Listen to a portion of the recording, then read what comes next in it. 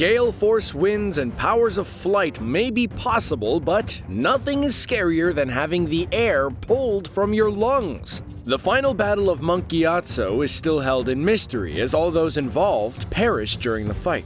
With no survivors to tell the tale, the frozen moment in time is left in the remains of the Southern Air Temple. We can only speculate what happened, but the multitude of airbenders we witness in the Legend of Korra can give us perspective into their capabilities. The techniques of benders like Zahir shows some of the more brutal potentials, indicating how easily an airbender could take down a multitude of soldiers. How did this technique get discovered? Was it taught? Is it truly forbidden? We're going to take a look at that and more. Stay tuned as we take a deep dive into this brutal and taboo airbending move.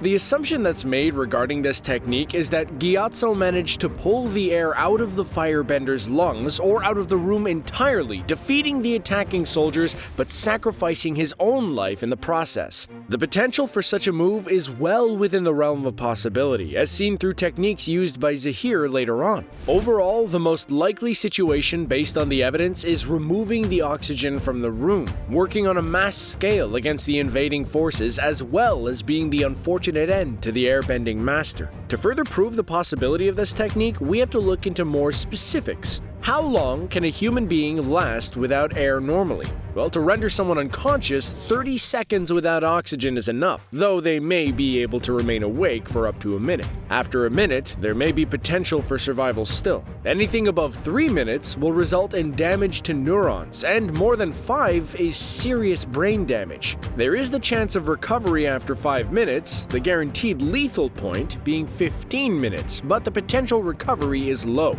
Would this be enough to incapacitate elite benders? Mainly, would Gyatso be able to perform such a technique for an extended period of time without being stopped by the soldiers? Being benders, ranged attacks are highly possible. Maybe if it had been another form of bender, they could have overcome this obstacle, but firebenders found themselves at a huge disadvantage. Firebenders are the only benders that generate their element as opposed to manipulating what they have surrounding them. They ignite the flames that they wield. In order for a flame to ignite, though, they require oxygen. Part of the chemical reaction that allows fire to exist is air, being part of the fuel in combustion. But without that air, no fire can exist. So even if the firebenders stayed conscious during this ultimate move, they had no way to fight back.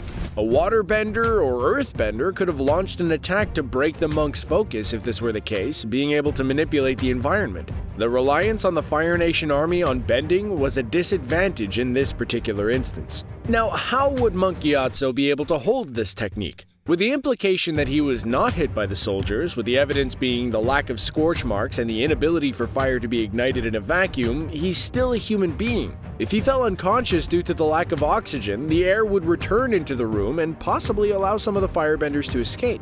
They may fall unconscious, but with oxygen now accessible to them, they may eventually come to. In order for this ability to overcome them fully, Gyatso would need to stay conscious longer than the rest. This may actually be possible due to his training. Being a monk of the air nomads, he would be training at a higher altitude. The different atmosphere would result in less oxygen being accessible, and the air nomads would become accustomed to such an environment, making them able to function on less oxygen than the average person. Meditation and further training of this nature may increase this tolerance. But even with this as a possibility, he may have kept himself encased in a sphere of air to avoid the damage of the technique. In performing this technique, he still may have fallen in the end due to the sheer exertion. Gyatso was one of the older monks, and despite his power, even he may have been drawn to his limits. And there was likely no one left to heal him from his injuries. Alright, now that we have a more clear picture of the event itself, how did Gyatso ever come across such a technique? With the moral code of the air nomads, it's unlikely that anything remotely similar to such a move is in their repertoire. From everything we've seen in the series, the airbenders do have techniques for both offense and defense. The different forms of air current manipulation can be used for such a purpose. Zahir demonstrated a technique such as this on a single person at a time, but never on a full room of people. The ability to do so would require much more control and power. In nature, wind phenomena like tornadoes can create a vacuum-like space that can reduce the oxygen available. Reduced air pressure will also reduce the potential oxygen those caught in the space could access. Regardless of the method, to create a consistent and controlled effect as a quick reaction to the invasion of soldiers is no easy feat. And a master of airbending could reasonably create this in some form, but to have this attack in mind in a chaotic situation is a bit more unlikely, unless they had heard of or seen it done before. So, who did it before Gyatso? Well, a few figures come to mind. Not every airbender in history has been strictly adhering to the code of the air nomads. A notable rogue airbender is the mother of Avatar Kyoshi Novels. A former airbending master, Jessa turned away from the life of an air nomad for a more exciting criminal career. Her skills were notable, being a great aid in the various misdeeds of her and her husband. With her phenomenal abilities and lack of reservations on causing harm to others, she predates Zahir in her brutality with airbending abilities. She may have used individual tactics similar to how Zahir conducted his attack on the Earth Queen. In her time, she may have developed something closer to what Gyatso used in battle. Jessa was not well loved among the air nomads due to her defection from the group. The feeling was likely mutual, as she had snakes tattooed over her airbender arrows. The chances of a future air nomad looking more in-depth into her battle tactics is unlikely. Her brutal nature and abandonment of her people makes her much more taboo, a stain on their history. A case can be made against this possibility as her airbending weakened over time. Jessa then began using metal fans to compensate, something that was passed down to Avatar Kyoshi and the future Kyoshi warriors, believing it to be connected to the loss of her spiritual practice. Without her full potential, it is less likely that Jessa would have had the ability to pull off such a powerful move. And though she was not opposed to violence, she was a bandit before she was a murderer, making such a move unnecessary. Feared criminal or not, news of someone using this tactic would have spread like wildfire, leaving some traces of the possible event in legend. Avatar Yang Chen may not be notable specifically for her more violent actions, but she is not fully a pacifist. In her duty as the Avatar, she had to combat forces in order to maintain peace. She told Aang directly that the spiritual needs of the Avatar must come second to the greater good. She understood that the Avatar cannot be free of earthly tethers, that the Avatar must be human in order to protect the mortal beings of the world. There was no chance for perfection, and she would not bend her morals in order to achieve such techniques. But would she make such a move? Not likely. Many of her battles were against spirits, making this method much less useful. Gyatso likely studied her philosophies, as she had writings passed down through generations of nomads, but it's not probable that this skill came from her. A final candidate for this is Guru Lahima. This name is a bit more unfamiliar, as this character hasn't been active in plotlines. Lahima is a legendary poet and philosopher.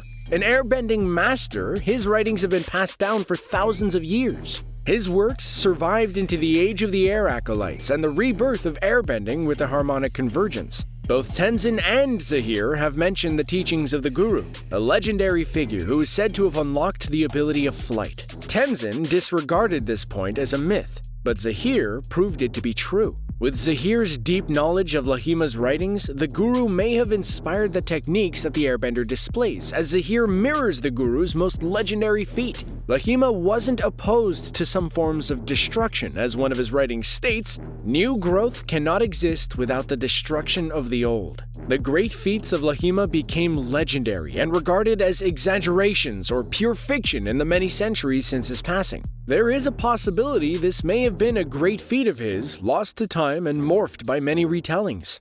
Great airbenders have been able to recreate these acts of his, giving truth to his legend. Gyatso surely would have read of this pillar of air nomad culture. If this was contained in the records, it may have been passed down from the ancient Guru.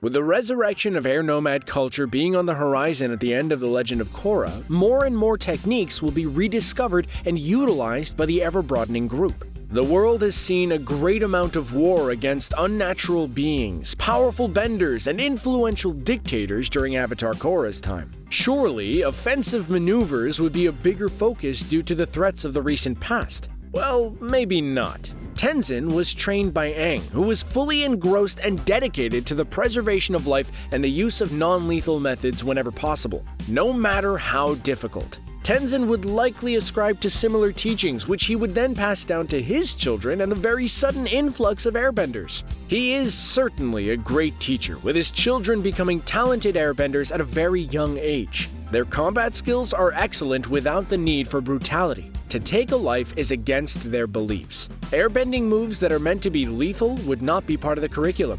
As there is no conclusive origin for this move and no records of the battle, the great feat of Gyatso may be lost to time. And if any benders become inspired by Zahir, they are unlikely to be friends of the air nomads as they are now. This technique remains buried with Gyatso, and if it is ever unearthed, it will surely be forbidden.